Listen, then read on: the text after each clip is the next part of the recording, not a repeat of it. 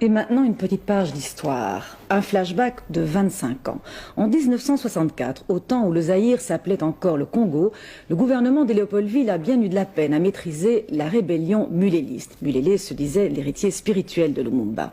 En juillet, les rebelles contrôlent déjà un tiers du territoire congolais. Et début août, Stanleyville tombe entre leurs mains. À Bruxelles, le gouvernement commence à s'inquiéter du sort des Belges et des Européens. Et effectivement, fin octobre, la situation se gâte.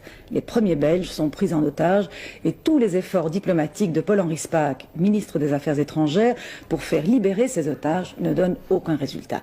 Alors, dans le plus grand secret, le gouvernement belge envisage l'opération de la dernière chance, l'opération des parachutistes sur Stanleyville. Les Américains approuvent et le gouvernement de Léopoldville, dirigé par Tshombe, aussi. L'opération est décidée pour le 24 novembre. Et en même temps, vous allez le voir, une colonne de l'armée congolaise arrive vers Stanleyville, colonne dans laquelle se trouvait notre reporter Frédéric François. Le 24 novembre 1964, à 9 h du matin, une colonne de l'armée nationale congolaise arrive à Stanleyville et opère sa jonction avec les paracommandos belges qui contrôlent déjà la ville. Les paras ont sauté à l'aube sur l'aéroport de Stan.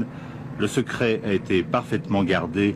L'opération Dragon Rouge vient de commencer. Et ici, bien sûr, c'est une joie indescriptible. Les gens, les Belges surtout de Stanleyville, ont pleuré lorsqu'ils ont été libérés par les parachutistes. Ils ont pleuré dans leurs bras, car je dois vous dire que ce sont les parachutistes qui sont arrivés les premiers. En effet, il faut savoir que la colonne, dans laquelle nous étions d'ailleurs, a été retardée par plusieurs embuscades. Nous avons dû nous arrêter plusieurs heures en cours de route pour attendre que le jour se lève et pour attendre surtout l'appui aérien. Mais les paras étaient là, ils ont sauté à 4h30 et ils ont réalisé un travail formidable, puisque 3 blessés seulement, 3 blessés, voilà le bilan à l'heure actuelle. Pour la plupart des Belges et des Européens, c'est la fin du cauchemar.